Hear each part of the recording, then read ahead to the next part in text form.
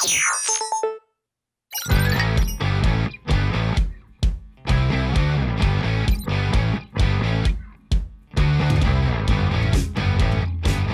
sad idemo? Idemo na snimanje.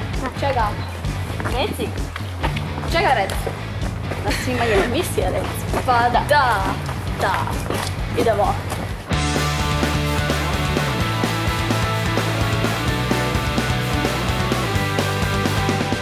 Ovo je Buga, Jakov, Ljubka.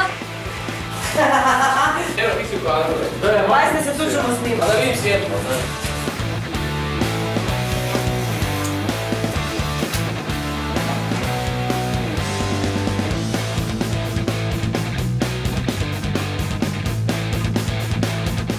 Evo nas.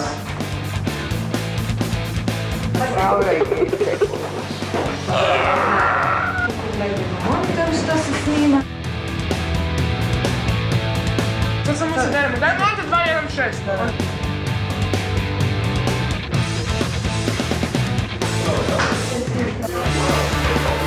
Iskro. 12-3. Ne može ovo bez Jakova. A gdje je Jakov? Moj zadatak je da budem klapa. 12-1 prvi put. 12-1 drugi put. 12-1 treći put. Akcija!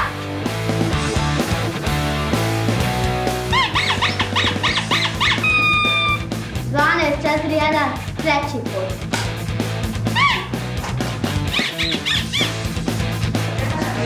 Ovo je klasično masovanje.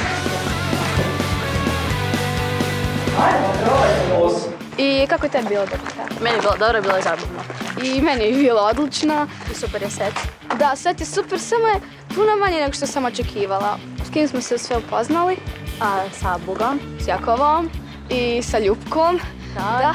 I sa... I sa ovim što rade na emisiji Reci. I nisam očekivala da ću da budem klapa, to mi je baš drago. Isto tako, prostor je baš bio rokerski i sve je baš cool i dobra je scenografija, baš mi se sviđa. Jako dobra vibra, to nije žičano, ništa, baš onak opušteno. Ona je bila gica 2, ja sam bila gica 1, to je isto u stvari. I to je bilo jako cool, da. I baš mi se sviđalo to što sam dobila iskustvo da budem gica, vlogerka.